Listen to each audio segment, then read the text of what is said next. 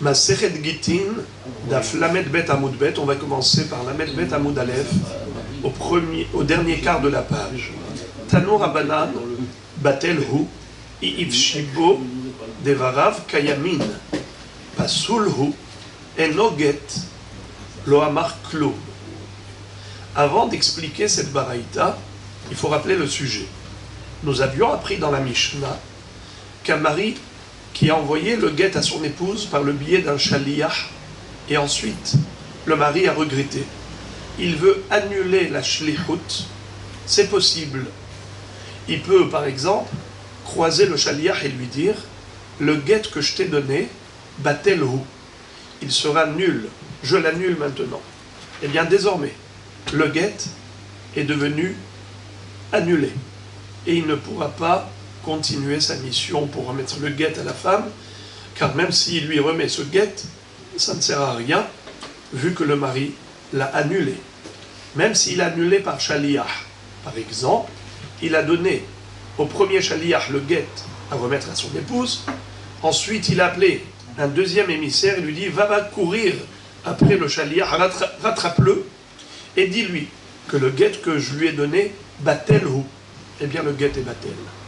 Ou encore une autre formule, il peut croiser sa femme elle-même et lui dire « Écoute, je t'ai envoyé le guet, tu vas le recevoir par un shaliach, et sache que ce guet-là, j'ai regretté. Batel hu, je l'annule, ce guet. » Même si elle reçoit le guet finalement en main propre, elle n'est pas divorcée, vu que le mari a annulé le guet. Ou même si, par exemple, le mari ne s'est pas déplacé, il a envoyé un shaliach à son épouse pour lui dire « Le guet que je t'ai envoyé par shaliach, quand tu vas le recevoir, sache qu'il n'a aucune valeur, aucune validité, car je l'annule. Guet, shalachti lach, batel hu. » Eh bien, le guet est batel, il n'y aura pas de divorce, même si elle le reçoit. On avait vu même une cinquième formule dans la Mishnah, qui était d'annuler le guet à l'insu de la femme et à l'insu du shaliach.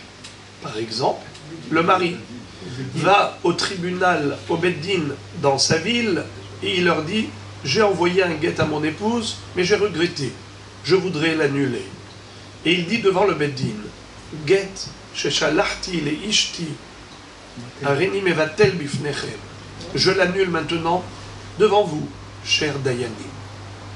Au début, c'était chose possible jusqu'à ce que vienne Rabban Gamliel Azaken et il a dit « Stop, arrêtez de faire ça. » Mipenetikuna olam.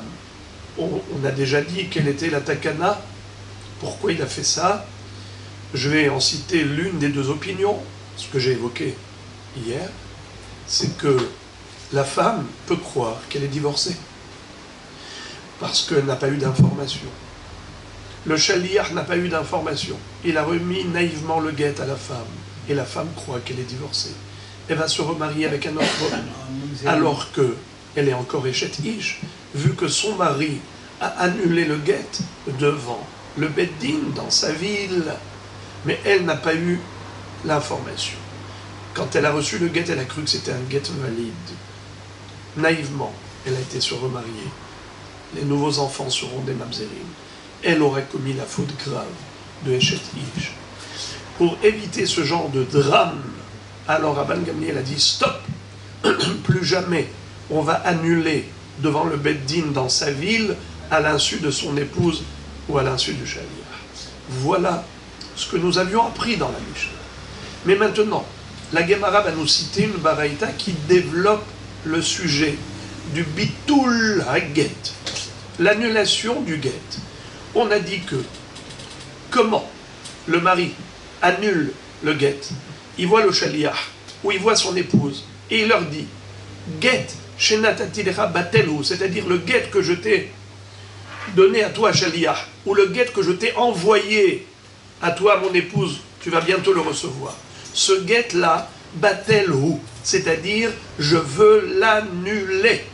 Et donc, désormais, ce guet a été invalidé, a été annulé par le mari.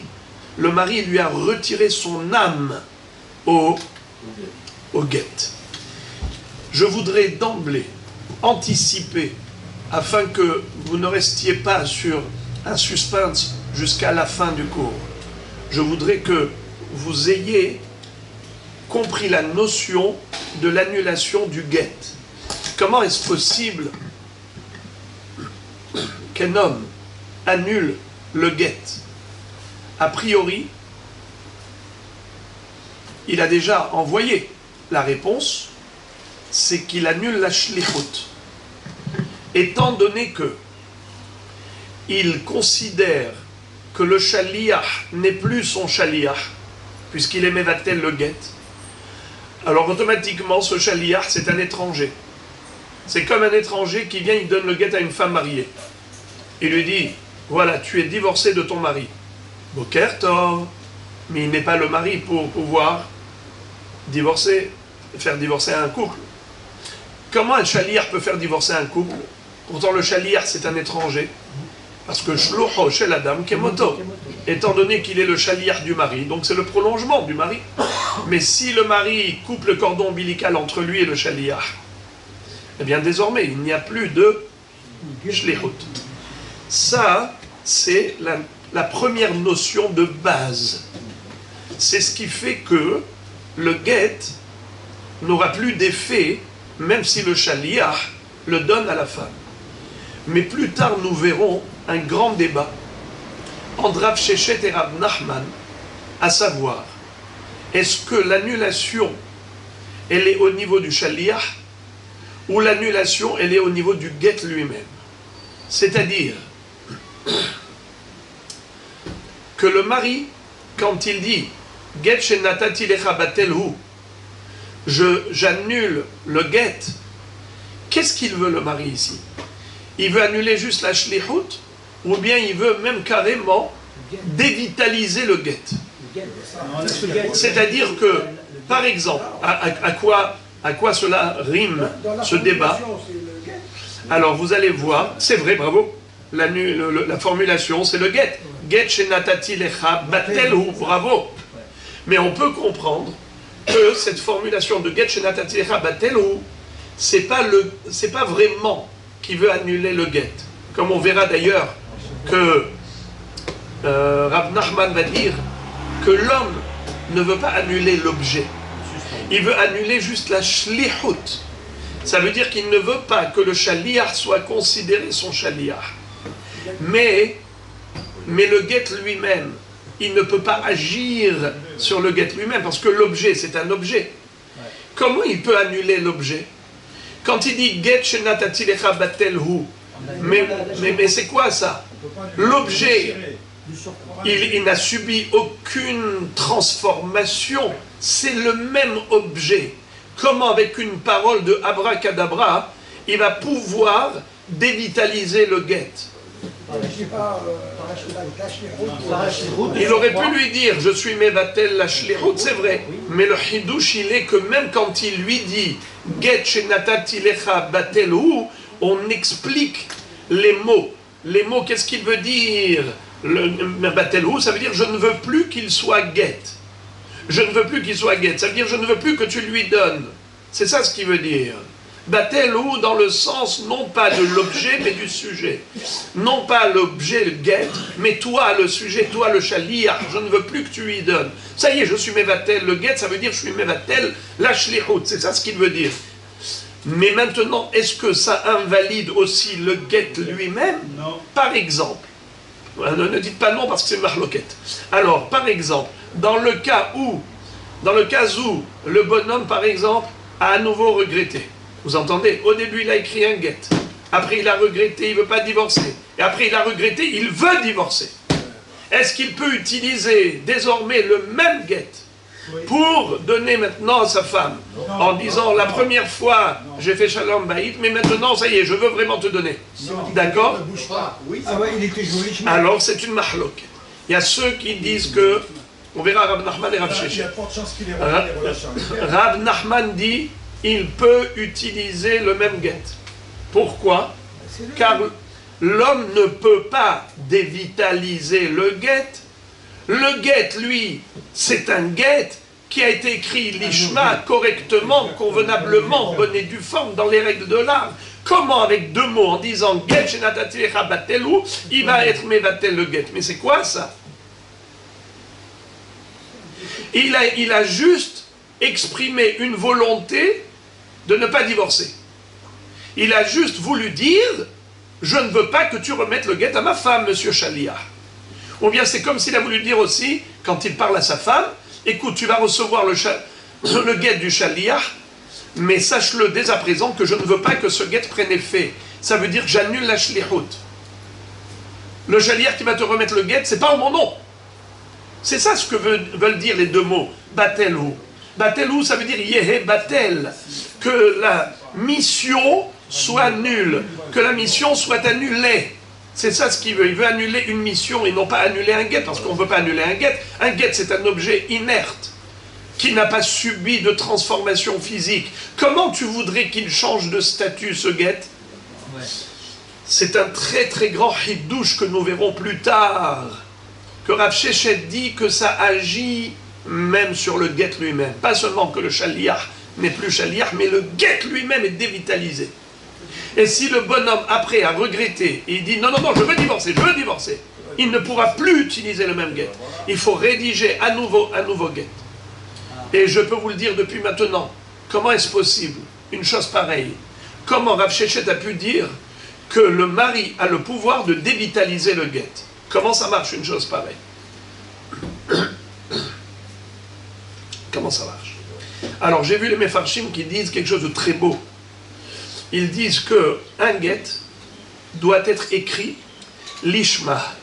Ça veut dire que quand le mari vient voir le sofer, il dit écrivez le guet pour ma femme, pour moi, pour mon épouse. Ça c'est une parole du mari. C'est un dibour du mari. Donc l'âme du guet, c'est la parole du mari. Eh bien, la parole du mari donne l'âme au guet, la parole du mari peut retirer l'âme au guet.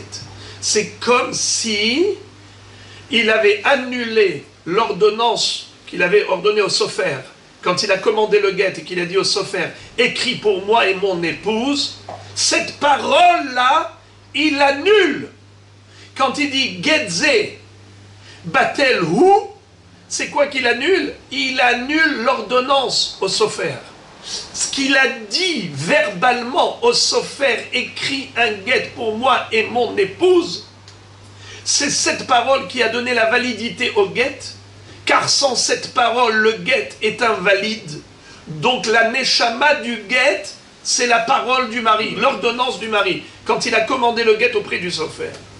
C'est, d'après Rav Sheshet, comme nous verrons Be'ezrat Hashem plus tard, c'est à ce niveau-là qu'agit le mari. Le mari, quand il dit « Get shenatati lecha batelu », qu'est-ce qu'il est mevatel? Il est mevatel le lishma. Rabotai, comment c'est écrit lishma, le get? Parce que c'est le mari qui demande. Écrivez pour moi, écrivez pour mon épouse. Ça s'appelle lishma.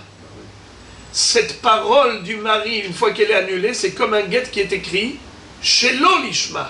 Un guet qui est écrit chez l'olishma, quel est son din?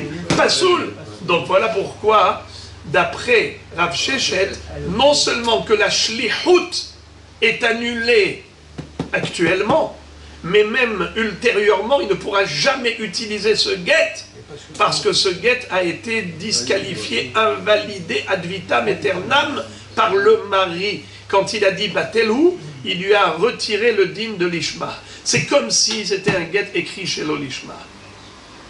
Rabbi Shimon, vous avez entendu cette subtilité? Vous êtes d'accord? Ah ouais, elle est forte. Quand on dit, moi ce que j'ai compris au début, je préfère la première explication, c'est celle-là. Pourquoi? Parce que vous êtes du Shoresh Neshama de Rav Nachman. Ah. Tanour Abanan. La Baraïta maintenant nous enseigne quelles sont les formulations valides ou invalides pour l'annulation du guet. Si le mari dit « je n'en veux plus de ce guet », alors c'est possible d'annuler un divorce, d'annuler la shlichut pour le divorce. Mais si le mari n'est pas en train d'exprimer une volonté d'annuler le divorce, il est en train de faire un témoignage sur le guet. Par exemple, le mari dit « ce guet-là est pasoul ». Et nous, on voit que le guet est cachère. Alors, ces paroles n'ont aucun sens. si par exemple le mari qui veut annuler le guet, il dit pasoulhu. Lo markloum. Il n'a rien dit. Il n'a pas réussi à annuler le guet. Pourquoi? Parce qu'il nous dit le guet est pasoul. C'est un témoignage du mari. Et nous on voit que c'est un faux témoignage, car le guet il est cachère. Donc il n'a pas invalidé le guet, il n'a pas annulé la shlichut. Si le shaliach donne ce guet à la femme, elle est divorcée. Ou bien si par exemple il disait eno guet, ce guet n'est pas un guet. Qu'est-ce qu'il est en train de faire? Il est en train de faire un témoignage. Il est en train de dire que le guet n'est pas un guet. Et nous on voit que c'est un faux témoignage du mari. Il est en train de dire que le guet n'est pas un guet alors que c'est un guet à 100% guet. Si le shaliach le donne à la femme est divorcée. La Braïta nous dit quand est-ce que la femme ne sera pas divorcée, même si le shaliach lui remet le guet, ce n'est que si il lui a dit des léchonotes. Il employait un langage valide, lequel? Batel ou. Batel ou, ça veut dire yé batel. Je veux que désormais, ce guet qui était autrefois cachère, qu'il devienne désormais batel, nul. En d'autres termes, maintenant, j'annule la shlichut. Jusqu'à présent, il y avait une shlichut, désormais, il n'y a plus de shlichut. Puisqu'il a annulé la shlichut, alors ça agit au présent. Ça agit au présent pour le futur. Mais s'il témoignait du passé, c'est pas bon. Ou encore, s'il dit « I'ifshibo », je n'en veux plus, je n'en veux plus. Alors il agit dans le présent pour le futur. Alors là, c'est valide. Mais si il témoigne du passé, ce n'est pas bon. Alors donnez-moi, Rabbi Hubert, quels sont les deux léchonotes valides pour annuler le guet? Quels sont les deux léchonotes invalides pour annuler le guet? La Braïta nous a donné 2 et 2. Hein? Bravo. Quels sont les léchonotes que c'est lui qui annule? Batel ou bien Ifshibo. C'est quoi Ifshibo? Je n'en veux pas de lui. C'est quoi je n'en veux pas de lui? C'est qui lui? Le guet. Je n'en veux pas de ce guet. Donc qu'est-ce qu'il est en train de faire? Il est en train de l'annuler au présent pour qu'il n'ait pas d'impact dans le futur. Il annule au présent pour que même si le shaliach donne à sa femme, eh bien, il sera annulé. La mission est annulée. D'accord? Donc, quelles sont ces léchonotes? Des léchonotes qui agissent au présent pour le futur. Quelles sont les léchonotes qui ne marchent pas? Quand il... Non, Pasoulhu ou bien Enoget. À qui il s'est adressé quand il a dit ça?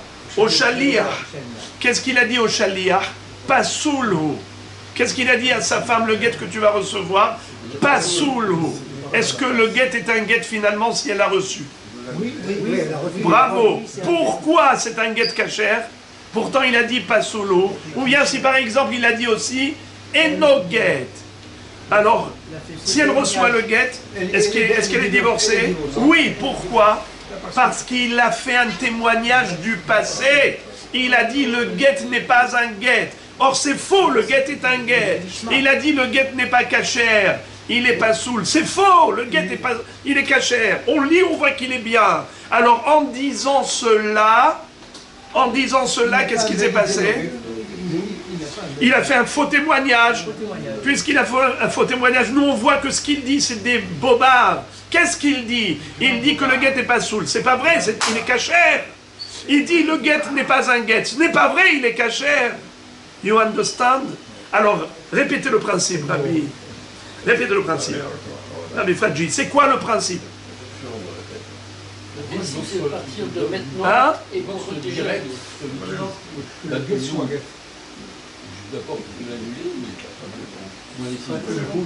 Quel est le principe? Rabbi Shlomo, c'est quoi le principe? Quel est le principe qui se dégage d'ici? C'est dans la formulation. Il y a les deux formulations. Excellent. Ou bien, qu'est-ce qui n'est pas bon? Qu'est-ce qui n'est pas bon? C'est quand il accuse le guet de quelque chose qui n'est pas bon. Bravo. Quand il exprime une volonté, alors c'est bon. Il exprime la volonté d'annuler. Ça, c'est possible. Un homme peut annuler. Il a nommé un shaliach. Il ne veut plus. Ça y est, il annule. Mais s'il est en train de nous raconter des histoires, il est en train d'accuser le guet, comme a si bien dit Rabbi Shlomo. Il dit le guet, il n'est pas saoul, il accuse le guet. C'est pas vrai le guet, il est très bien. Vous avez compris? Alors quels sont les deux léchonotes qui sont valides? Quels sont les deux léchonotes invalides après la Braïta? Batel-Hu, bravo, valide. Non, Batel-Hu, Ifshibo. C'est quoi Ifshibo? Traduction de Ifshibo. Je n'en veux pas de lui. Qu'est-ce que ça veut dire je n'en veux pas de lui? J'annule ma mission. Très bien. Je ne veux pas de guet, je ne veux pas de divorce. Donc, là, ça marche ou ça ne marche pas? Ça marche. Dans quel cas ça ne marche pas? Quand il dit, par exemple, Pasoulou ou bien Enoget. Excellent. Maintenant, la Gemara dit, de tout cela, qu'est-ce qui en ressort? Les mimra des batel, lishna des livtil mashma. Il en ressort de cette baraïta que le mot batel-hu, c'est un langage futur. Il exprime une volonté de l'annuler dans le futur, et non pas qu'il témoigne du passé. D'accord? Alors, Rabotai, si c'est comme ça, Vea Amar Rabba Bar Aivo, Amar Rav Sheshet, Ve'amrela Amar Rabba Bar Avua, Mekabel Matana, She Amar, Le'ahar Shebata Matana Liado, Matana Zu Mevuteleti, Tibatel, Ifshiba, Lo Amar Klum, Betelahi, Enna Matana, Dvarav Kayamin, Alma Batel Me'ikara Mashma. La Gemara dit, je vais te démontrer par A plus B que c'est juste le contraire. Rabbi Shimon, vous avez vu le contraire, Rabbi Shimon, c'est quoi le contraire? Tu viens de dire que Batel-Hu, c'est un langage d'expression de volonté d'annuler dans le futur le guet. Mais je te démontre que c'est pas vrai. Batel-Hu, c'est pas un langage du futur, c'est un langage du passé. Alors comment tu viens de dire qu'on peut être Mevatel un guet en disant Batel-Hu? Mais maintenant, je vais te montrer que toi-même tu as dit que si on parle du passé, que le guet, il n'est pas saoul, que le guet n'est pas un guet. Tu as dit que ça ne marche pas, parce que tu es en train d'accuser le guet en témoignant que dans le passé déjà, il n'était pas saoul. Alors que c'est faux, c'est un faux témoignage. Donc ces paroles sont caduques. Les paroles du mari, elles sont nulles et non avenues. Pourquoi? Parce qu'il est en train de dire que le guet n'est pas un guet, alors que le guet est un guet. Mais quand tu as dit qu'il dit Batel-Hu, quand il dit Getze chez Natatilecha Batel-Hu, qu'est-ce qu'on a dit? Que ça invalide le guet. Pourquoi ça invalide le guet? Parce qu'il n'est pas en train de témoigner sur le guet, il est en train d'exprimer une volonté d'annuler. Et exprimer une volonté d'annuler, ça marche.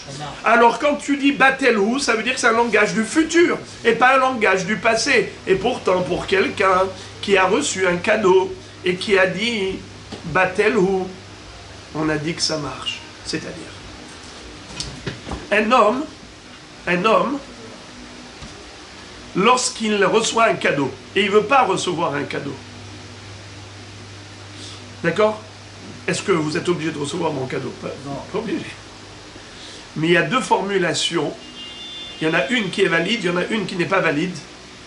Et si elle est invalide, la formulation du refus, eh bien vous êtes propriétaire de l'objet malgré vous.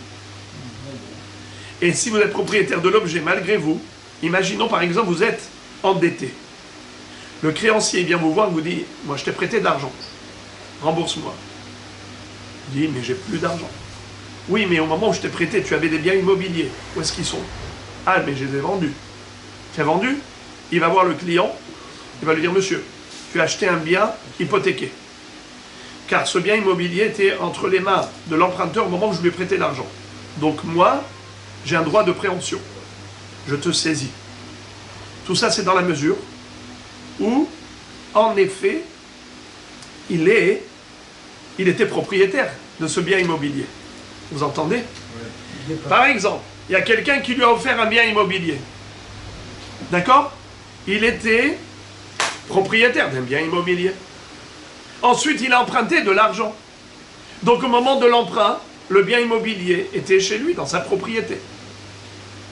Automatiquement, lorsqu'il a vendu, il a vendu un bien hypothéqué. Automatiquement, le créancier, quand il viendra un jour, il ne trouvera pas d'argent liquide, il va devoir saisir le bien immobilier. Il sera en mesure de le faire. Mais si l'emprunteur n'était pas propriétaire de ce bien immobilier, donc il n'était pas propriétaire, automatiquement, le créancier n'a aucun droit de saisie. Car au moment où il lui a prêté de l'argent, il n'est pas propriétaire. Alors regardez, imaginez-vous maintenant, quelqu'un qui a offert un champ ou une maison à l'autre. L'autre, il peut devenir propriétaire, il peut dire qu'il n'a jamais été propriétaire. Ça dépend du langage exprimé. Ça dépend de comment il a exprimé, quel lachon il a formulé. Regardez ça. Mekabel Matana, un homme qui reçoit un cadeau, chez Amar, qui a dit, les Ahar Sheba Matana Leado, qui a dit une fois que le cadeau est arrivé et parvenu entre ses mains, et donc il est déjà propriétaire, il a dit comme ça, Matana zu mevuteleti, tibatel, iv shiba. Ce cadeau, je n'en veux pas. Alors qu'il est déjà propriétaire. Ou bien il dit, ce cadeau-là, tibatel. C'est quoi tibatel? Qu'il soit annulé. Lo amarklum. C'est quoi lo amarklum? Il n'a rien dit. Qu'est-ce que ça veut dire il n'a rien dit? Ces paroles sont caduques. Ces paroles sont caduques. Ça veut dire que quoi? L'annulation de la matana est nulle. Écoutez bien ce que je dis. L'annulation de la matana est nulle. Si l'annulation de la matana est nulle, alors la matana est une matana ou elle n'est pas matana? C'est une matana de force. C'est une matana. Car ce n'était pas de force. Au début, quand il avait reçu, il n'a pas dit non. Quand il avait reçu, il avait dit oui. Et après, maintenant, qu'est-ce qu'il dit? Qu'est-ce qu'il dit? Mais vous teleti, tibatel, if shiba. Le amarklum. Une fois que c'est fait, c'est fait. Tu ne peux pas annuler la réalité. Une fois qu'il est propriétaire de la matana, il est propriétaire de la matana, tu ne peux pas annuler. Par contre, s'il a dit betelahi, ena matana, dvarav kayamin. Si il est en train d'exprimer un refus dès le départ, en disant elle n'a jamais été matana. Vous entendez? Il a dit ena matana. Qu'est-ce que ça veut dire ena matana? Depuis le début, je n'ai jamais accepté. Alors le cadeau est un cadeau ou n'est pas un cadeau? Vous dites ça marche pas, ça veut dire quoi? Non, ça marche pas. Donc ce n'est pas un cadeau. Pourquoi? Parce qu'il a avoué que depuis le début, il ne l'a jamais reçu. Bravo. Ena matana. Ou bien, s'il dit betelahi. Betelahi. Est-ce que ça annule rétroactivement la matana? Bravo. Betelahi, ça veut dire qu'il raconte que depuis le début, il n'a jamais accepté le cadeau. Betelahi. Alors à Botaï, en disant Betelahi, ça veut dire que depuis le début, ça n'a jamais été un cadeau, ou bien ça veut dire que dès à présent, je ne veux plus de ce cadeau. Non. Parce qu'on a dit que s'il disait dès à présent je n'en veux plus de ce cadeau, il ne peut pas se déposséder. Un homme ne peut pas se déposséder de ce qu'il a en disant je ne veux plus être le propriétaire. Ça veut dire je ne veux plus. Mais tu es propriétaire, mon cher ami, que tu veuilles ou pas, sauf si tu abandonnes l'objet. Mais tu dis je ne veux plus de cette matana. C'est pas qu'il dit je ne veux plus être propriétaire, il dit je ne veux plus de ce cadeau. Mais jusqu'à présent tu en as voulu de ce cadeau. Tu étais propriétaire. Alors maintenant tu veux agir rétroactivement en disant je ne veux plus de ce cadeau. Mais ça marche pas parce que le cadeau que tu as déjà reçu, tu l'as déjà reçu. Donc tu ne peux pas dire maintenant je ne veux plus de ce cadeau alors que tu as déjà reçu le cadeau, il est à toi. Et s'il est à toi au moment où tu avais emprunté de l'argent, tu étais propriétaire du bien immobilier. Et si tu étais propriétaire du bien immobilier, ton créancier a un droit de saisie sur ce cadeau. Mais s'il dit depuis le début, je n'ai jamais voulu de ce cadeau, s'il avoue en disant que depuis le début, ena matana, jamais ce cadeau je ne l'avais accepté. Ou bien il dit, betelahi, batel, ça veut dire depuis le début je ne l'ai jamais accepté. Alors en effet, ena matana, dvarav kayamin, ces paroles sont valides et par conséquent, il n'a jamais été propriétaire du bien immobilier. Le créancier ne pourra pas saisir ce bien immobilier. Pourquoi? Parce qu'il n'a jamais été à lui. On est d'accord? Alors regardez maintenant la contradiction que la Gemara soulève. Elle dit, le mot batel, quand on dit batel ou betelahi, est-ce que c'est un langage du passé ou un langage du futur? Est-ce que ça exprime une volonté par rapport au futur ou bien est-ce que c'est un témoignage par rapport au passé? C'est du passé? Ouais. Alors comment ça marche pour le guet? Pour le guet, ça marche parce que c'est son âme. Mais justement, on a dit que lorsque la personne, elle accuse le guet, ça marche pas? Oui, mais c'est le même lachon. Batelhu, le guet. Betelahi, matana. Il faut se décider. Pour la matana, on a dit que la seule possibilité de se déposséder de la matana, c'est en disant que depuis le début, il n'a jamais accepté de la recevoir. Il n'a jamais accepté de recevoir cette matana. Alors, comment il dit, pour dire que je n'ai jamais accepté, soit il dit ena matana, soit il dit betelahi. Donc betelahi, c'est comme ena matana. Ça veut dire que c'est du passé. Il est en train de parler de quelque chose qui s'est passé rétroactivement, depuis le début. Nachon. Alors, betelahi, ça se rapporte à quoi? Au passé. Donc, c'est un témoignage du passé. Alors, pourquoi ça marche pour le guet? On a dit que pour le guet, un témoignage en disant que le guet est un guet pasoul, on a dit que c'est pas bon, ce lachon. C'est pas bon pour annuler le guet. Pourquoi? Parce que eno guet, c'est du passé. Alors que dans le passé, le guet était un guet. Donc, ces paroles sont caduques. Alors pourquoi est-ce que ça marcherait quand il dit Getze Batelhu? Mais Batelhu, c'est du passé. C'est comme s'il disait Eno Get. C'est comme s'il disait Haget Pasoul. Alors il dit Batelhu. C'est du passé, comment ça marche? On vient de dire que le principe qui se dégage de la baraïta concernant le guet, quelle est la formulation valide? C'est que lorsqu'il valide, c'est que lorsqu'il exprime une volonté à venir. Une volonté d'annuler au présent le guet pour le futur. Donc il est en train de dire, c'est comme s'il disait, écoutez ce que je vais dire, Getze yehe batel. Ce guet, il sera annulé. Donc étant donné qu'il veut annuler dans le futur, ça marche. Alors batelhu, c'est comme yehe batel. Mais si tu me dis que c'est le futur, Yehe Batel, alors comment pour la matana, ça annule rétroactivement la matana? Mais on a dit que pour la matana, si quelqu'un dit « je n'en veux pas de cette matana à partir d'aujourd'hui », eh bien, il est propriétaire malgré lui. C'est trop tard, car il était propriétaire jusque-là. Alors en disant « je n'en veux pas de cette matana », c'est trop tard. Et pourtant, quand il dit « Betelahi », tu dis que ça marche. Il annule rétroactivement la matana quand il dit Betelahi. Pourquoi? Parce que Betelahi, ça veut dire depuis le début, c'était Batel. Mais comment? Tu as dit que pour le guet, le mot Batelhu, ça parle du futur. Alors comment pour la matana, Betelahi, ça parle du passé? Décide-toi. Est-ce que Batelhu, Betelahi, c'est le futur ou c'est le passé? C'est la Kouja d'Agmara. C'est pour ça qu'il était extrêmement important pour moi que vous suiviez convenablement du début jusqu'à la fin, parce que sinon, si on n'a pas compris bidiouk le principe, alors on ne comprendra pas la couchée de la Gemara. Alors maintenant, la Gemara met en relief la contradiction des deux baraïtot, matana, get, par rapport à la formulation. Tu me dis que betelahi, ça marche pour matana, et batelou, ça marche pour get, mais c'est antinomique. Puisque le get et la matana, justement, c'est le contraire. Pour annuler une matana, il faut un langage du passé. Pour annuler un guet, il faut un langage du futur. Alors comment betelahi, ça peut annuler et le guet et la matana? Mais c'est où passer au futur? La réponse, elle est sublime. Amar, d'abord juste la dernière ligne de la Gemara. Alma batel, merikara mashma. Donc le mot batel, ça parle du passé. Amar Abaye, réponse. Batel, shetel, leshonot, mashma. Mashma de batel, ou mashma de livtil. Gabe get lishna de mahnebe ka'amar. Gabe matana, lishna de mahneba ka'amar. Qu'est-ce que ça veut dire?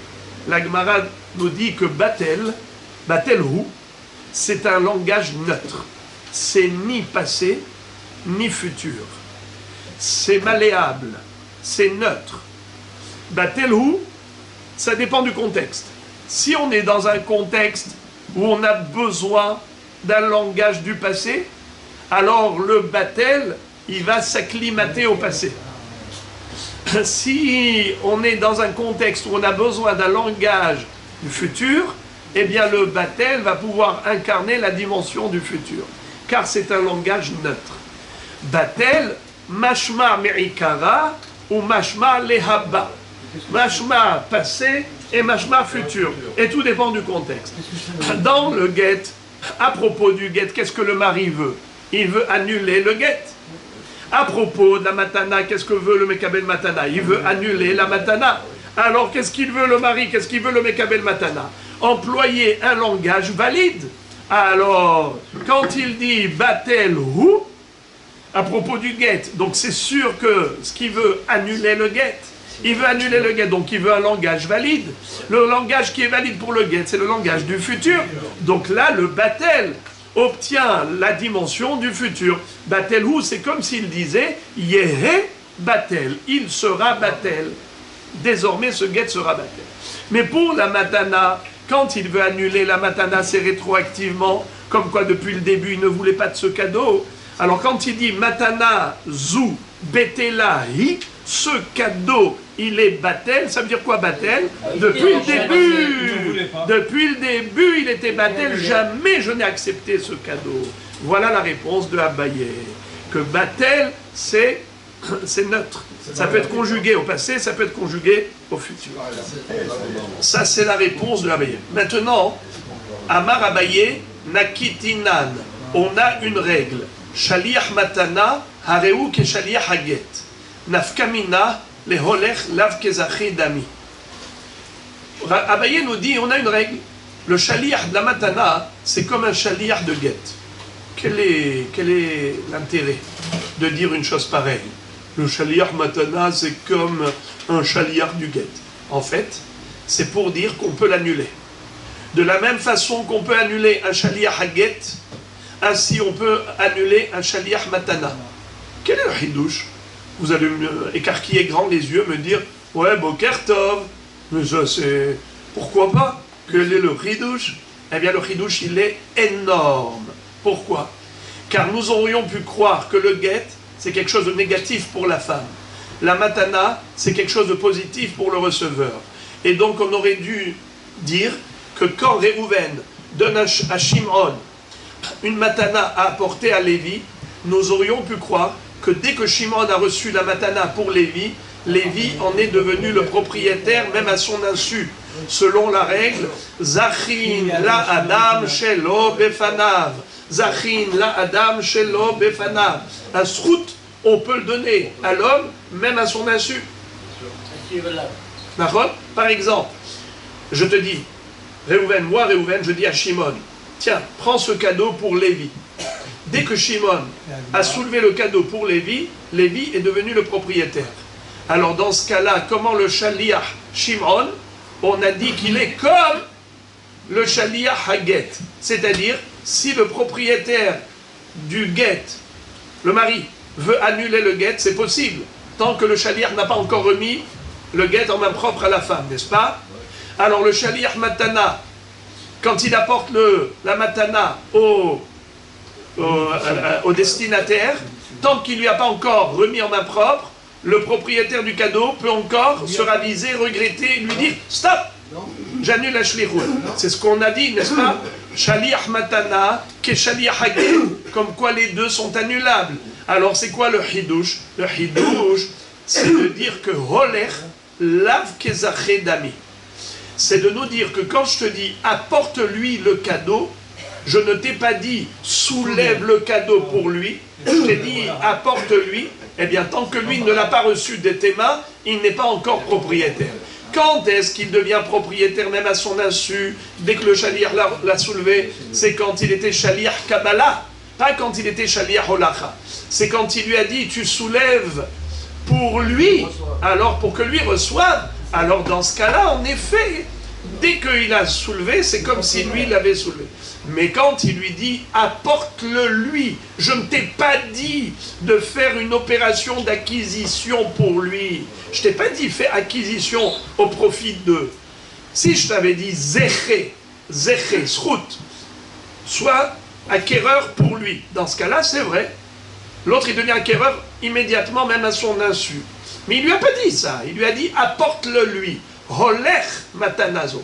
Quand il lui dit Holech, alors c'est comme le shaliach haget, où il lui dit Holech get zelishti, apporte ce get à ma femme, tant qu'il ne lui a pas encore remis en main propre, il peut encore annuler la shlichut. Olech lav kezachi dami.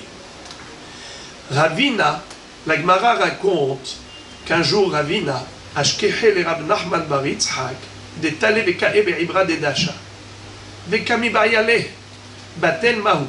Un jour, Ravina a trouvé Rab Nachman bar Yitzhak debout avec le bras sur la poignée de la porte et la tête sur le bras.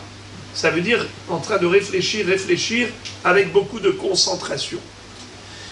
Vekami Bayale, il lui a dit, dis-moi, c'est quoi la question que tu te poses là? Il lui a dit, je vais te dire, c'est quoi mon problème? Batel, Mahou.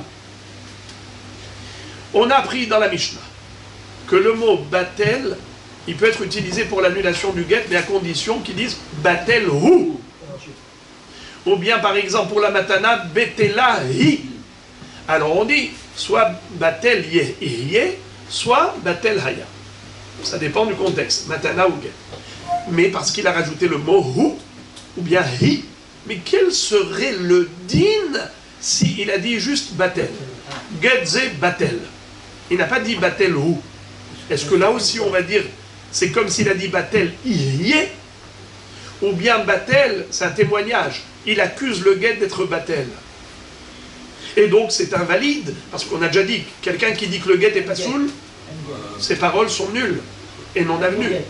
Alors là, quand il dit Getze Batel, est-ce que ça veut dire le guet, il raconte que le guet, il est pas soul, il est Batel? Ou bien c'est comme Batel Hu, ça veut dire qu'il exprime une volonté d'annuler désormais le guet. C'est quoi le mot Batel? Est-ce que c'est comme Batel Hu ou pas? Est-ce que c'est du passé ou du futur? Ça veut dire est-ce que c'est neutre et donc variable ou pas? Teko. La Gemara reste en suspens. Elle n'a pas répondu. Amarav Shechet, Vabrela Bematnita Tana, Getze, Lo Yo'il, Lo Yatir, Lo Ya'aziv, Lo Yeshaleach, Lo Yegarej, Yecheres, Yekecheres, Rav Kayamik. Nous avons une baraïta. Certains disent que c'est Rav Shechet qui l'a dit, certains disent que c'est une baraïta. Voici tous les langages qui sont valables pour annuler un guet. Quelqu'un qui dirait Getze lo yo'il, ce guet, il n'aura aucun effet. Lo yatir, il n'autorisera pas ma femme de devenir permise aux autres hommes. Lo ya'aziv, il ne va pas créer la séparation entre moi et ma femme. Lo yeshaleyah, il ne pourra pas renvoyer ma femme. Lo yegaresh, il ne pourra pas divorcer.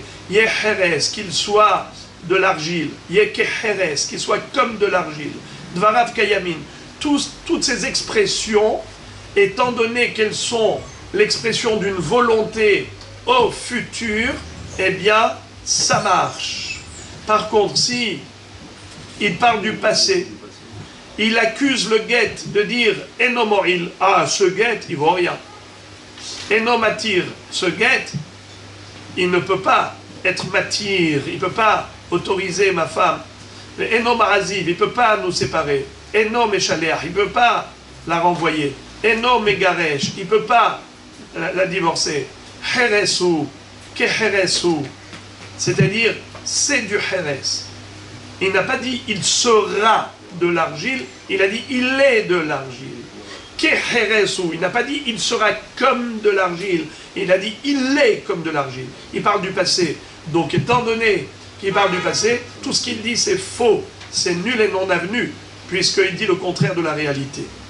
Donc s'il exprime une volonté future, ok, mais s'il exprime un état de fait, étant donné que c'est contre la réalité, ses paroles sont nulles. Amar le Ravina, pardon, Ibaya lehu, arehu heres, mahu.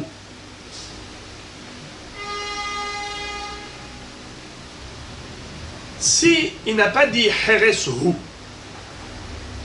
il n'a pas dit yehe heres. Les amis, écoutez ça. Il y a 3 léchonotes. C'est un peu subtil.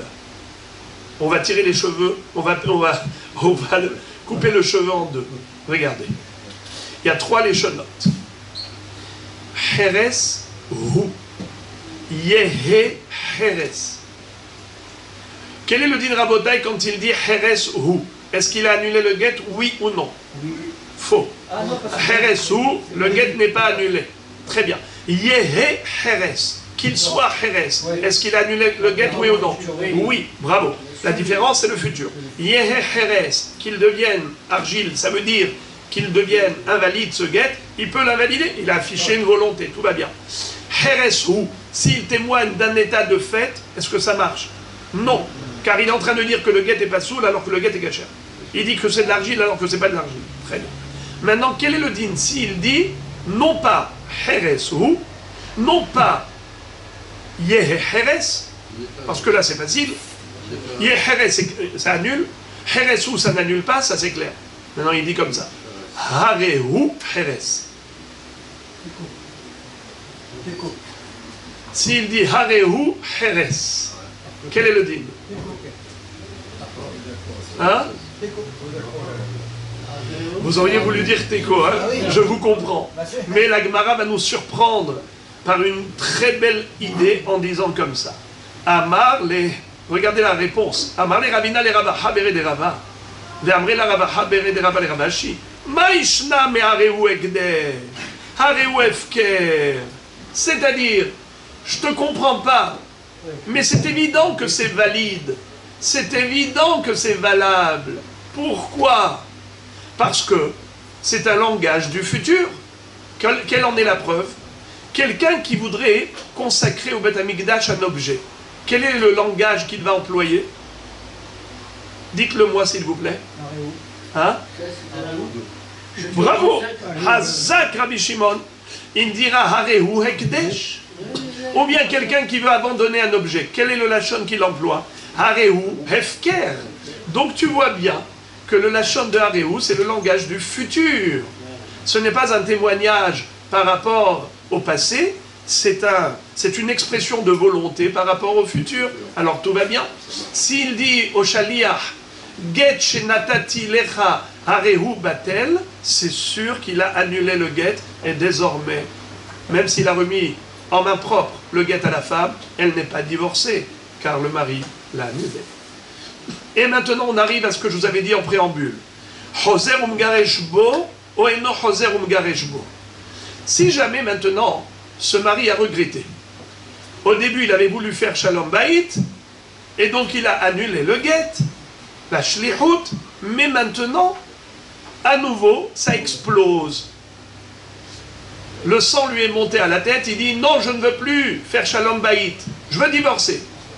Est-ce qu'il peut utiliser le même get qu'il avait précédemment annulé? Non. Alors, Hazak, vous entendez ce que dit Rabbi Yosef? Il dit Get Yashan.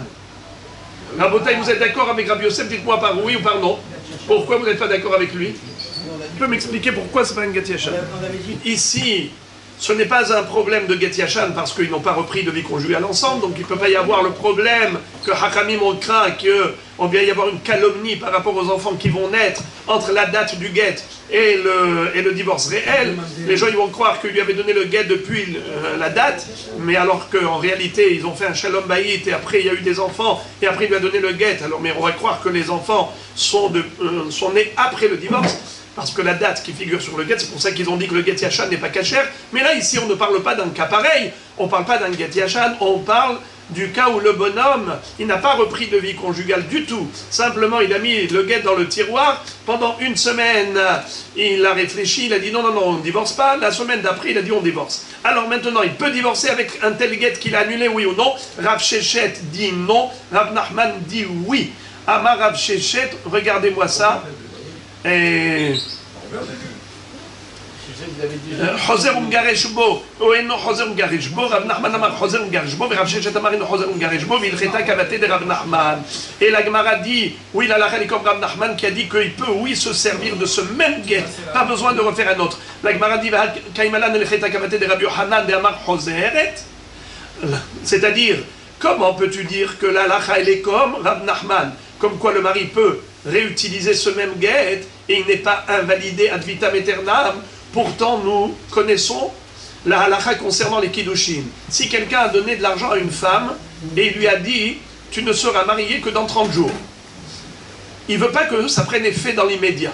Il lui donne la bague, mais il lui dit « je voudrais que les kiddushin prennent effet dans 30 jours ». Et en attendant, elle a regretté. Dites-moi, est-ce que ça marche, oui ou non? Son regret est valide ou invalide? Valide. Avant les 30 jours. Elle a regretté. Elle dit non, non, non. Avant, je t'avais dit oui, je voulais me marier, je t'ai donné l'index.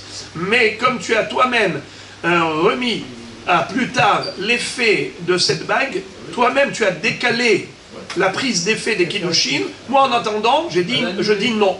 Est-ce qu'elle peut regretter? Bravo! Et on nous dit que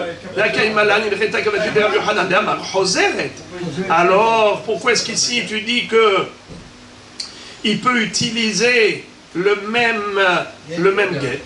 Alors, il m'a dit, hatam dibur vediburu, ate dibur mvatel dibur, ve'achan debatle lishlichuta de shaliach, gita goufe mikabatil. C'est-à-dire, il y a une différence. Au niveau des Kiddushin, c'est qu'elle a dit oui au début et après elle dit non à la fin. Elle avait dit oui, c'est une parole. Elle dit non à la fin, c'est une parole. Une parole peut annuler une parole. Tandis que le get, c'est un objet. Une parole, c'est une parole.